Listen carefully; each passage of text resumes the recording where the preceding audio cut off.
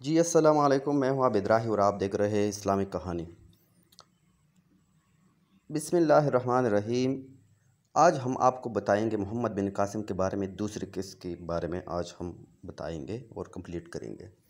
راجہ داہر نے حجاج بن یوسف کے قاصد سے یہ کہا تھا کہ جہازوں کو لوٹنے والے بحری قزاقوں کے ساتھ اس کا کوئی بھی تعلق نہیں، مگر اس شہر کے قید خانے سے مسلمان قیدی برآمد کر لیے گئے تو ان کے جھوٹ کا پردہ فاش ہو گیا۔ بیبل کے فاتح سے مسلمان لشکر کو بہت بڑا خزانہ ہاتھ لگا۔ محمد بن قاسم نے اس کا 5واں حصہ مرکز کی طرف روانہ کر دیا اور باقی تمام لشکریوں میں تقسیم کر دیا۔ راجہ داہراس اس ساری صورتحال پر نظر رکھے ہوئے تھا۔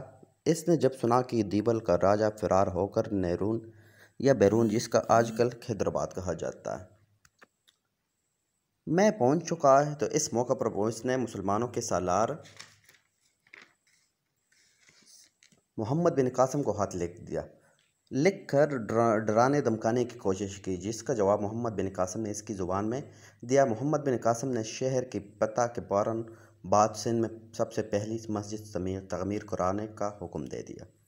چند روز تک بیبل میں آرام کرنے کے بعد محمد بن قاسم نے نیرون کی راہ لی، مگر اسے معلوم ہوگا کہ نیرون کا راجہ تو راجہ داہر سے ملنے گیا ہے، اور اس کے راجہ نے اس سے قبل محمد بن قاسم کو خط لکھ کر امان طلب کر رکھی تھی۔ چنانچہ مسلمانوں نے بزور قوت شہر میں داخل ہونے کی کوشش کی اور اس راجہ کا انتظار کرنے لگا، اور جون ہی وہ راجہ نیرون واپس لوٹا تو اس نے شہر کے دروازے کھول دیے اور آگے بڑھ کر محمد بن قاسم کا استقبال کیا اور اس کی خدمت میں نہایت قیمتی تحائف پیش کیے، یعنی نیرون بغیر کسی جنگ و جدل کے ہی فتح ہو گیا۔ نیرون میں بھی محمد بن قاسم نے ایک مسجد تعمیر کرنے کا حکم دیا اور وہاں امام اور مؤذن مقرر کر دیے، یعنی اس مسجد میں 5 وقت کی نماز کا اہتمام کر دیا۔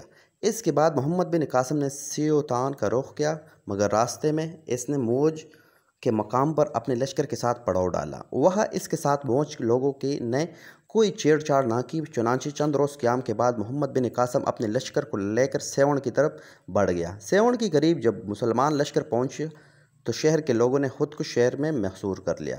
سیون پر حملہ آور ہونے کے بعد محمد بن قاسم کے منجیق سے سنگباری کی تو اس کی پسیل کی گئی جگہ سے ٹوٹ پھوٹ کا شکار ہو گئی۔ اب سیون کے راجہ نے دیکھا کہ شکست یقینی ہے تو وہ خفیہ راستے سے فرار ہو گیا۔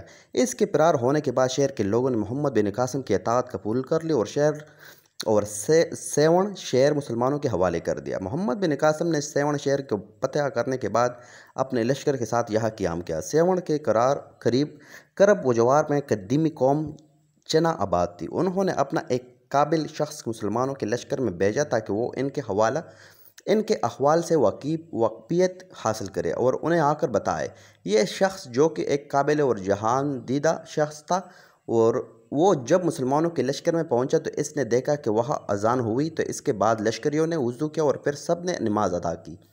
اس نے حیرت کے ساتھ دیکھا کہ جو سب لوگ مقام و مرتبہ بھول کر صرف امام کی پیروی کر رہے تھے، وہ شخص مسلمانوں کے اعلیٰ ترین نظم کو دیکھ کر حد درجہ حیران ہوا۔ آنکھ کو دیکھا حال جب اس شخص نے اپنے شہر کے بڑے لوگوں کو سنایا تو وہ بڑے حیران ہوئے۔ ان سے بیشتر افراد نے اسلام قبول کر لیا۔ سیون کے فتح کے بعد اب محمد بن قاسم نے سیم کا ارادہ کیا اور لشکر کا رخ ادھر کر دیا۔ وہاں کے راجہ کا نام کاکا تھا۔ شہر کے لوگوں نے راجہ سے کہا کہ مسلمانوں کے لشکر پر اچانک رات کو حملہ کر کے انہیں بھگا دینا چاہیے، مگر ان کے راجہ نے انہیں سمجھانے کی کوشش کی اس سے کچھ فائدہ حاصل نہیں ہوگا، مگر ان کے مجبور کرنے پر اس نے ایک لشکر مسلمانوں کی لشکر کی طرف روانہ کر دیا اور رات بھر راستہ تلاش کرتا رہا، مگر اسے راستہ نہ ملا، حالانکہ وہ سب مقامی لوگ تھے۔ چنانچہ راجہ نے شہر کے ماددین اور سرداروں کے ساتھ لیا اور محمد بن قاسم کے پاس چلا آیا۔ اس نے اپنے لوگوں کے ساتھ اس کی اطاعت اور فرمان برداری کا یقین دلایا۔ محمد بن قاسم نے اس کے بعد سیم کے قلعہ پر حملہ کر دیا، کیونکہ سیون کا راجہ اپنے لشکر سمیت اس قلعہ میں پناہ لے چکا تھا اور وہ مسلمانوں کے خلاف اپنی طرف سے پوری تیاری کیے ہوئے تھا۔ 2 روز تک بڑی ہولناک جنگ ہوئی۔ اس جنگ میں راجہ بچ رائے اور اس کے بڑے بڑے سردار مارے گئے۔ چنانچہ سیم کے قلعہ پر بھی مسلمانوں کا قبضہ ہو گیا۔ آپ ناظرین یہ بات یاد رکھنا کہ سیون شریف جو کہ سندھ علاقے میں آتا ہے اور یہ ہے پاکستان۔ محمد بن قاسم सेवण को पता करने के बाद अपने लश्कर के साथ पेशकदमी करता हुआ इश्तबा नामी किले की तरफ बढ़ा। यहाँ के लोगों ने इसके साथ मुकाबले की पूरी तैयारी कर रखी थी।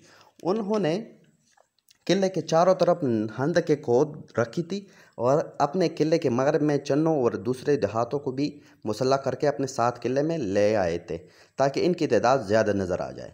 मोहम्मद बिन कासिम ने जब किला पर ज़ोरदार हमले शुरू किए तो किले के अंदर वालों ने कोई जवाब ना दिया,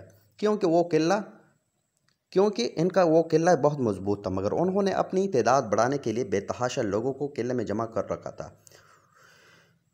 वही इनके लिए वबाल जान बन गए, क्योंकि ये मुहासरा जब 8 दिन तक जारी रहा तो किले में खाने पीने के अशिया ख़त्म होने लगे। चुनांचे उन्होंने मोहम्मद बिन कासिम से सुलह की दरख्वास्त की। मोहम्मद बिन कासिम ने इनकी दरख्वास्त मंजूर कर लिया तो इन पर अपना एक हाकिम मुकर्रर करके वहाँ से कोश करते हुए दरिया सिंध के मगरब किनारे बट की तरफ बढ़ा। बट का राजा इस वक्त राजा रासिल था। मोहम्मद बिन कासिम ने उसे खत लिख कर ये पेशकश की कि अगर वो इताअत और परमान बरदारी इख्तियार कर ले तो इसके इलाके पर हाकिम बरकरार रखा जाएगा, मगर इसने कोई जवाब ना दिया।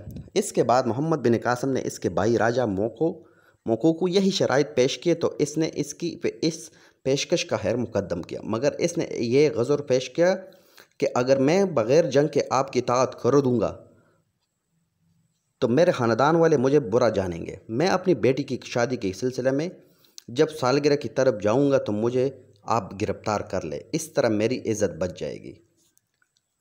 चुनांचे मोहम्मद बिन कासिम ने ऐसा ही किया और जब वो सालगिरह की तरफ जा रहा था तो उसने एक दस्ता इस पर हमला करने के लिए रवाना कर दिया। वह इसको गिरफ्तार कर लिया गया। जब उसे मोहम्मद बिन कासिम के सामने पेश किया गया तो इसकी बहुत इज़्ज़त व अफजाई की गई। मोहम्मद बिन कासिम के सालारों ने उसी कुर्सी पेश की और तहाइफ से वो नवाजा। इसके साथ सरदारों ने और इसके ख़ानदान के बड़े लोगों को भी इनामात से नवाजा गया। इसके साथ ही सोरत और बट के इलाके की हुकूमत भी मोको के सुपर कर दी गई। राजा दाहिर को जब ये मालूम हुआ कि मुसलमानों का ये लश्कर रोज़ बरोज़ शहरों पर कब्ज़ा करता जा रहा है तो इसने एक बहुत बड़ा लश्कर मुसलमानों के साथ मुकाबले के लिए रवाना कर दिया। चुनांचे दरियाए सिंध के किनारे दोनों लश्करों का आमना सामना हुआ। दोनों लश्करों में बड़ी ज़बरदस्त जंग हुई। अगरचे हिंदुओं के तादाद बहुत ज़्यादा थी, मगर मोहम्मद बिन कासिम के लश्कर ने उसे बदतरीन शिकस्त से दोचार करार दिया। मोहम्मद बिन कासिम अब चाहता था कि बराह रास्त राजा दाहिर के साथ दो हाथ किए जाए, मगर इससे पहले वो चाहता था कि राजा दाहिर को इस्लाम का पैगाम और सुलह का पैगाम पहुंचाया जाए।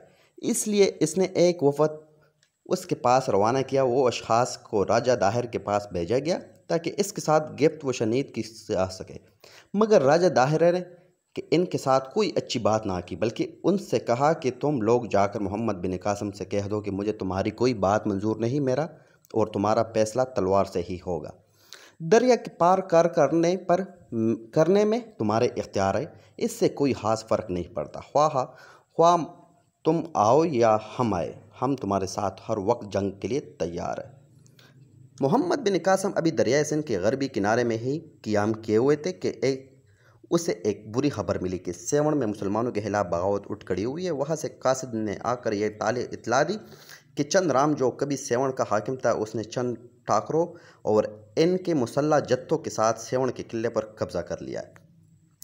उन्होंने किला में से अरब सिपाहियों को निकाल बाहर किया है। यह खबर सुनते ही मोहम्मद बिन कासिम ने फौरी तौर पर एक सालार मोहम्मद मौसाइब को 3000 लश्करी देकर सेवण की तरफ रवाना कर दिया, जिसने सेवण पहुंचकर चंद राम को बहुत बुरी तरह शिकस्त देकर इससे बगावत का खात्मा कर दिया। इस हज़ीमत उठाने के बाद चंद राम वहाँ से जान बचाकर फरार होने में कामयाब हो गया। मोहम्मद बिन कासिम कई रोज़ से दरिया के किनारे पर लश्कर के साथ पड़ाव किए हुए था। चुनांचे अशियाए खुदवनोश की कमी होना शुरू हो गई थी, क्योंकि इर्द गिर्द के इलाकों में राजा दाहिर ने हुक्म दे रखा था कि मुसलमानों के हाथों कोई चीज़ फरोख्त ना किया जाए। मोहम्मद बिन कासिम जबकि बग़ैर कीमत अदा किए किसी कुछ ना लिया जाए। इसी तरह मुसलमानों की जानवरों को भी चारा नहीं मिल रहा था। चुनांचे इनकी हालत ख़राब होती जा रही थी और यही तो राजा दाहिर चाहता था। और राजा दाहिर को जब मोहम्मद बिन कासिम के लश्कर में अश्याए हदनोश की कीमियाई की खबर मिली तो इसने मोहम्मद बिन कासिम को यह पैगाम भेजा कि बेहतर है कि तुम अपने लश्कर को लेकर यहाँ से चले जाओ, वरना तुम्हारे साथी भूख से ही मर जाएंगे। मगर उसी दौरान हज्जाज बिन यूसुफ के भेजे हुए 1000 घोड़े और अश्याए हदनोश इस्लामी लश्कर के पास पहुंच गया। अब मोहम्मद बिन कासिम ने दरिया को अबूर करने का पुख्ता इरादा कर लिया और चुनांचे मुकामी लोगों की मुआवनत से कश्तियों का बंदोबस्त किया जाने लगा। मोहम्मद बिन कासिम ने किश्तियों का हासिल करके उन्हें एक दूसरे के साथ मजबूती से बांध लिया और इनकी लंबाई इस कदर रखी जिस कदर दरिया की चौड़ाई थी। और दूसरी तरफ दूसरे सिरे तक पहुंचने वाली किश्तियों में लश्करी बैठा दिए गए। जब बहाव के रुख पर किश्तियों को छोड़ा गया तो वो आसानी के साथ दूसरे किनारे तक पहुंच गया और यूं एक तरफ से पुल बन गया और इस पुल पर से गुजरकर इस्लामी लश्कर पूरे का पूरा दूसरे किनारे तक आसानी के साथ पहुंच गया। दरिया को अबूर करने के बाद मोहम्मद बिन कासिम ने अपने तमाम लश्करियों को मुखातिब करके कहा कि मुजाहिदों, दरियाए सिंध तुम्हारे पीछे और दुश्मन तुम्हारे आगे, जिससे अनकरीब तुम्हारा मुकाबला होना है। इसलिए तुम में से अगर कोई वापस जाना चाहे तो अब भी चला जाए, उससे पहले कि दुश्मन से हमारा मुकाबला हो, क्योंकि अगर कोई मैदान जंग से भागा तो वो हमारे बहादुरों को बुज़दिल बना देगा। तो बेशक राजा दाहिर ने मोहम्मद बिन कासिम के साथ मुकाबले के लिए अपने बेटे जे सीना को रवाना किया और एक बहुत बड़ा लश्कर इसके साथ कर दिया कि मुसलमानों पर हमलावर हो। जे सीना के लश्करों में काफ़ी तादाद में हाथी भी थे और जे सीना खुद भी एक हाथी सफ़र सवार था। राजा दाहिर के बेटे मोहम्मद बिन कासिम के लश्करों के दरमियान और दरियाए सिंध के किनारे एक नहायत ही खौफनाक मारका हुआ। इस मारके में कसरत तादाद के बावजूद हिंदुओं के लश्करों को बदतरीन शिकस्त का सामना करना पड़ा, मगर राजा दाहिर का बेटा किसी न किसी तरह अपनी जान बचाकर फरार होने में कामयाब हो गया। मोहम्मद बिन कासिम अब तमाम सूरत हाल से हज्जाज बिन यूसुफ को मुतल्ला किया कि इसने इसे ख़त लिख दिया कि ये कहा कि जहाँ भी राजा दाहिर हो अपने लश्कर के साथ वही जाकर इसका मुकाबला करो, फतह तुम्हारी होगी और दुश्मन जलील व ख्वार होंगे। इस ख़त के मिलने के बाद 92 हिजरी में अपने लश्कर के साथ मोहम्मद बिन कासिम ने पेशकदमी शुरू किया और राजा दाहिर के साथ सामने आया। राजा दाहिर के पास कम से कम 30,000 प्यादों और 13,000 सवारों का एक बहुत बड़ा लश्कर था, जबकि इसके तमाम लश्करी सर से पांव तक लोहे में गर्क थे। इन सब के अलावा राजा दाहिर के लश्कर में 100 के करीब सुदाए हुए जंगी हाथी भी मौजूद थे। वाह! इसके मुकाबले में मोहम्मद बिन कासिम के लश्कर में महज 12,000 मुजाहिदीन थे। इसके अपनी उम्र 17-18 साल के लगभग थी। क्या बात भाई! मगर इस कदर बड़े लश्कर के साथ मुकाबला करने से पहले इसने बहुत सोच व विचार करने के बाद 700 से 800 के करीब माहिर तरीन तीर अंदाज़ों को लश्कर से अलग करके तीर अंदाज़ों का लश्कर बना दिया। चंद रोज़ तक राजा दाहिर और मोहम्मद बिन कासिम के लश्करों के दरमियान जड़पें होती रही, मगर फैसला कोई ना हो रहा था। राजा दाहिर इस जंग को इसलिए तोल दे रहा था कि इस तरह मुसलमानों को बुरी तरह तका देगा। चुनांचे इस सूरत हाल के पेश नज़र मोहम्मद बिन कासिम ने अपने लश्कर के साथ हिस्से कर दिए और अपने सालारों को मुखातिब करके कहा कि ए मुसलमानों, अगर मैं जंग में मारा जाऊं तो मेरे बाद लश्कर के अमीर मगरज बिन साबित होंगे और अगर वो भी मारे जाए तो उनके कायम मकाम शहीद होंगे। इसके बाद मोहम्मद बिन कासिम ने